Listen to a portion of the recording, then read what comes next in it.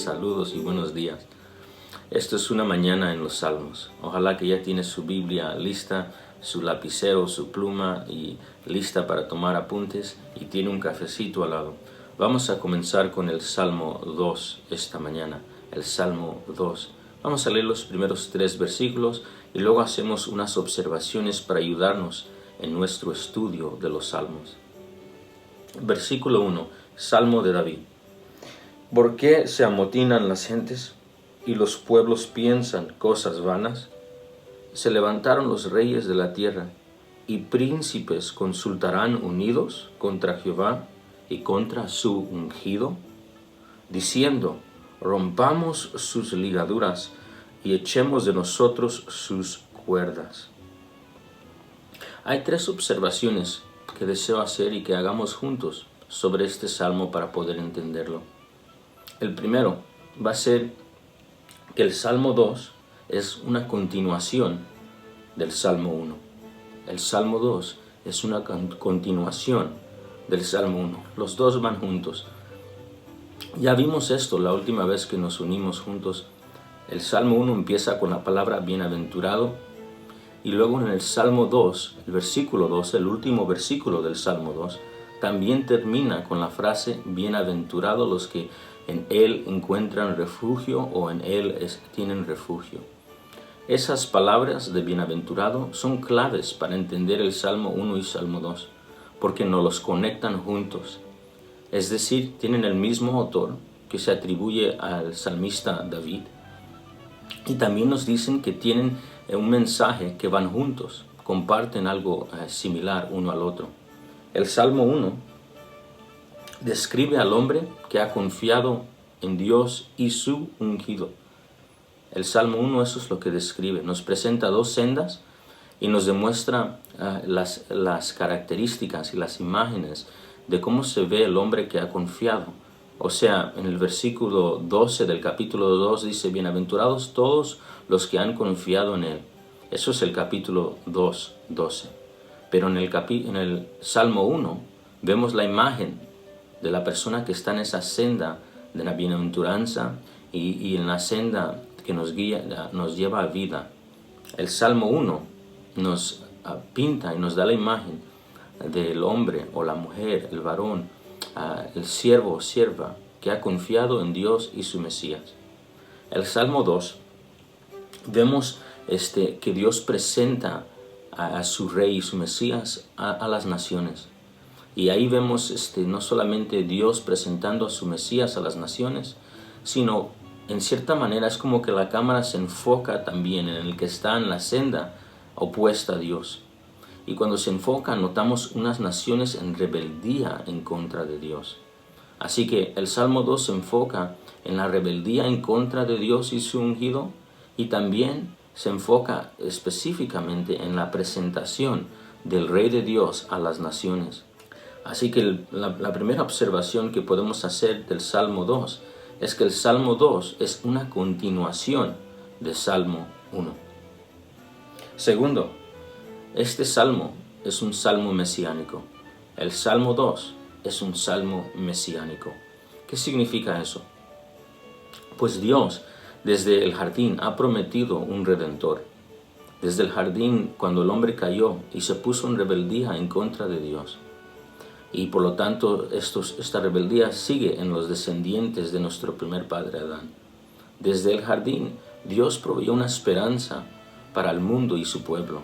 Y eso iba a venir a través de una semilla, un hombre que iba a venir para redimir, rescatar y restaurar al pueblo que cayó, al pueblo que se hizo enemigo con Dios. Y estas promesas siguen en el Antiguo Testamento. Específicamente por medio de un Mesías, un Mesías, es un ungido.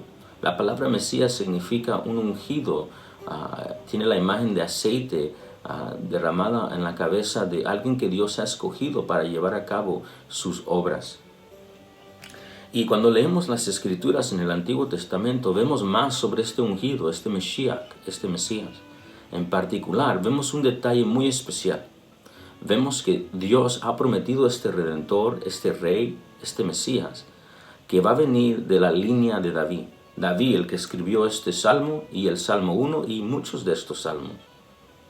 Va a venir de su familia. No va a ser David, pero va a ser alguien que va a venir de su heredad. Va a ser alguien que va a venir de su linaje. Esto, si usted desea, puede examinarlo más detalladamente y lo animo a que lo examine. Puede ver pasajes en las Escrituras como 2 de Samuel 7, versículo 8 al 16. Ahí es donde David recibe esta promesa mesiánica. También puede ver estas afirmaciones de nuevo en el Salmo 89, 4. Puede también examinar Salmo 132, 11. Y ahí vemos estas afirmaciones. Y hay muchas más citas, pero por lo menos empecemos ahí, donde hay una promesa de un Redentor, un Rey, un Señor de señores, que viene a redimir, a restaurar y a traer reconciliación con Dios y paz en esta tierra. Eso se conoce como el Mesías. Entonces, el Salmo 2 nos da una imagen de ese Mesías. En otras palabras, cuando leemos el Salmo 2, el judío conoce este salmo como un salmo de coronación. Y este salmo de coronación se usaba en referencia a cuando un rey de Israel era ungido. Cuando un rey de Israel era escogido por Dios y ungido, se leía el Salmo 2.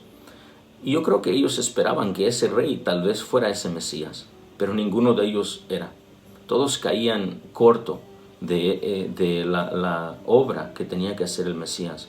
David cayó, su hijo Salomón, aunque tuvo un esplendor de reino, también cayó en la vida, y los reyes y los descendientes de David caían muy corto.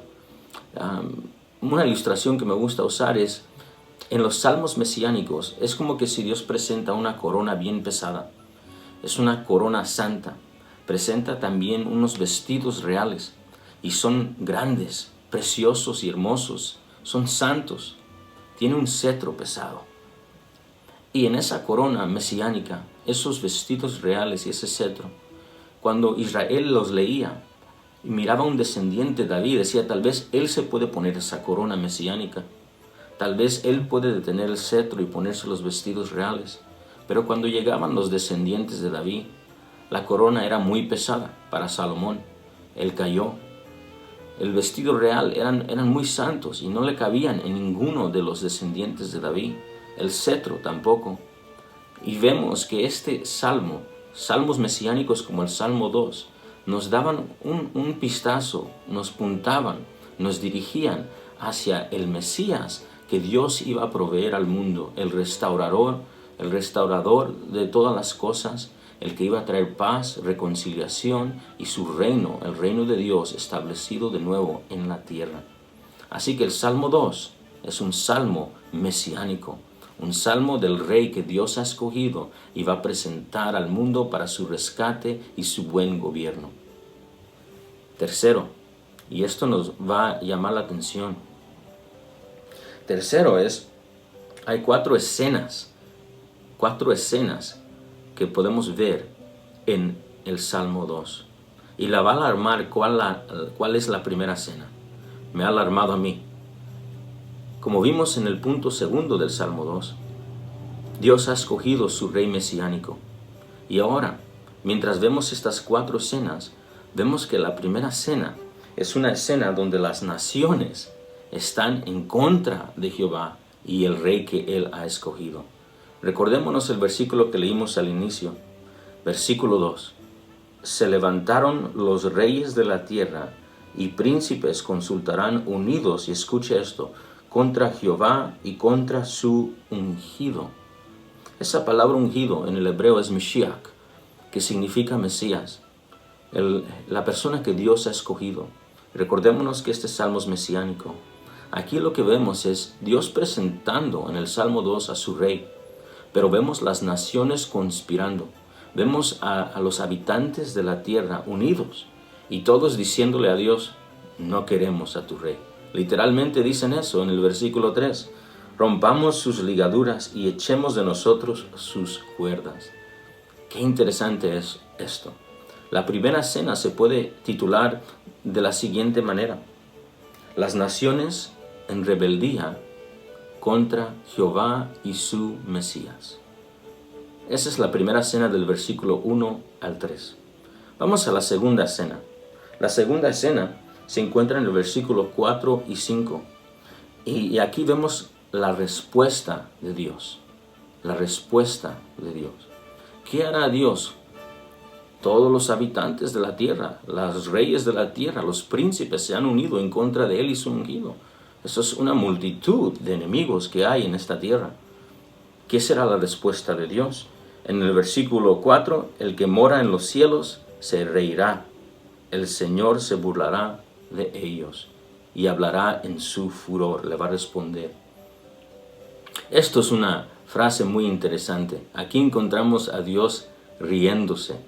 Tiene esta la idea de que Dios no tiene miedo de esta situación. Dijo un comentarista una vez que la risa del Señor debe de traer consuelo al que ha confiado en Él, pues le afirma que no hay nada que temer, pero que la risa de Dios también debe de traer un temor horrífico a los enemigos de Dios, porque significa que para Él esto no va a ser algo difícil. Él simplemente no está con miedo ni temor. Así que esto es lo que quiere comunicar el Salmo, en esta segunda cena, donde vemos la respuesta de Dios. La segunda cena se puede titular como la respuesta de Yahweh o Jehová, la respuesta del Señor, o puede también titularla como la respuesta de Yahweh es risa hacia sus enemigos. No van a poder en contra de Él. Ahora vamos a la tercera cena del Salmo 2. La tercera cena se puede titular la afirmación del reino y el rey invisible, del Mesías. Aquí vemos en esta tercera escena en el Salmo 2 la afirmación del Mesías de Dios. Veamos a leer el versículo 6, que es un buen sumario, y esta se puede ver en el versículo 6 hasta el versículo 9. Pero vamos a leer el versículo 6 juntos.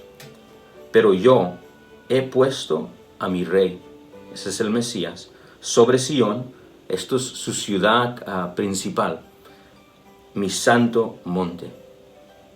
Mi santo monte. Aquí vemos la afirmación de su rey. Vemos que Dios no solamente no ve esto como una amenaza en contra de Él, sino Él afirma que aunque haya enemigos rehusando y plantando una bandera de autonomía, esto no va a cambiar, que Dios es rey y va a reinar y el Mesías va a gobernar las naciones.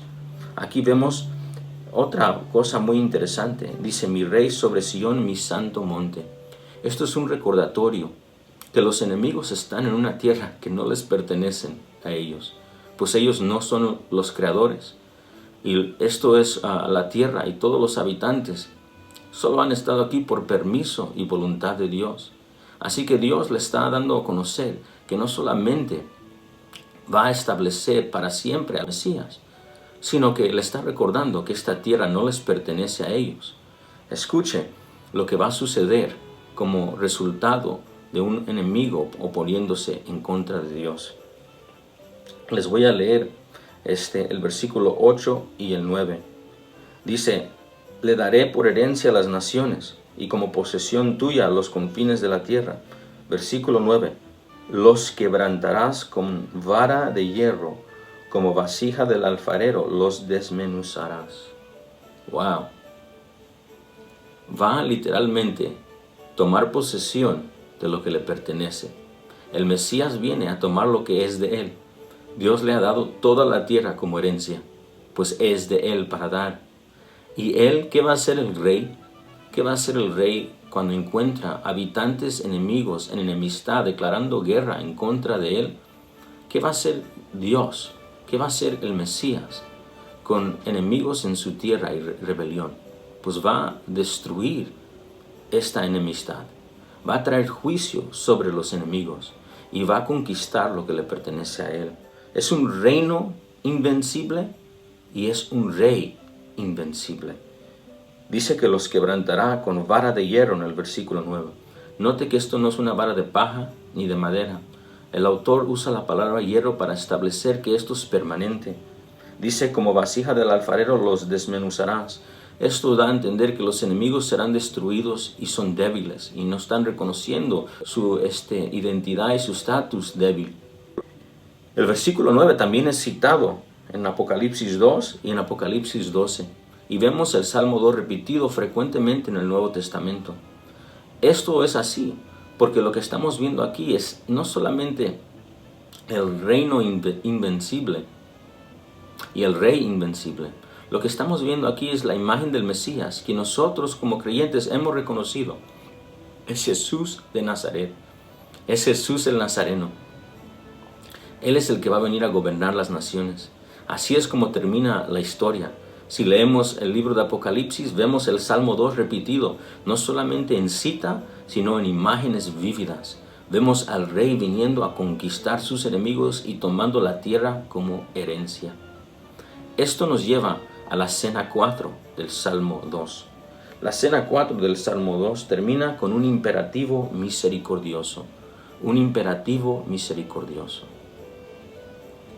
Va a venir el rey, va a conquistar.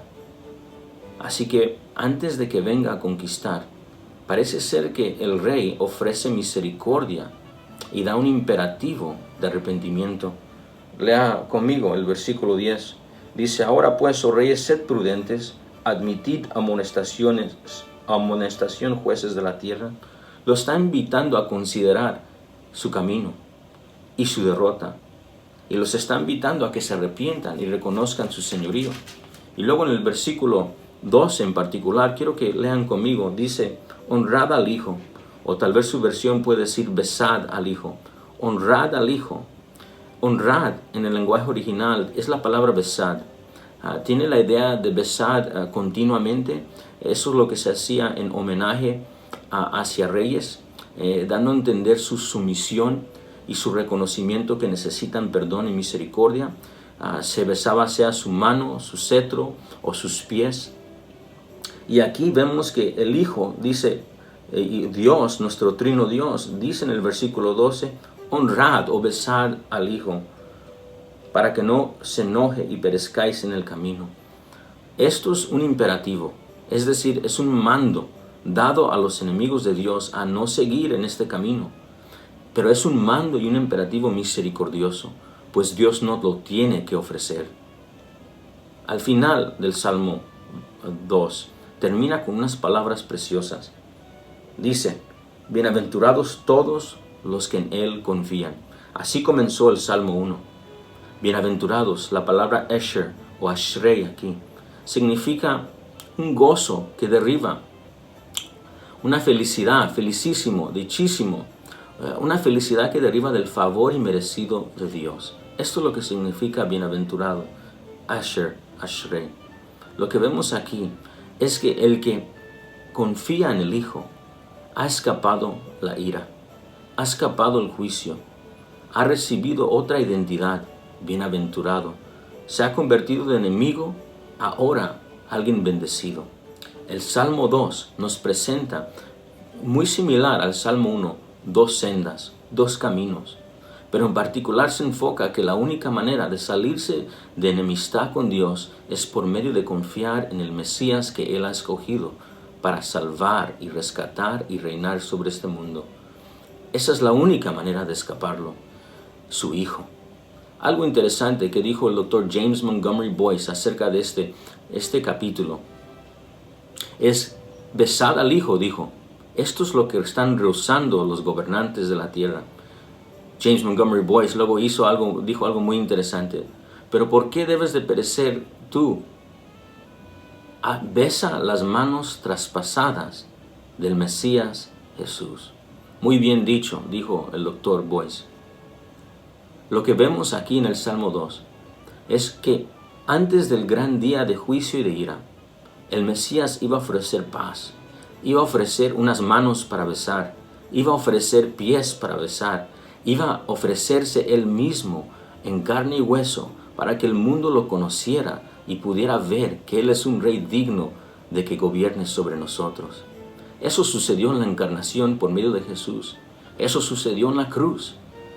Y las manos que Él nos pide besar y los pies que Él nos pide besar y honrar son pies y manos que han sido traspasadas por el culpable, porque en esa cruz Él tomó el juicio que merecemos, tomó la ira justa que merecemos nosotros para traernos paz con Dios.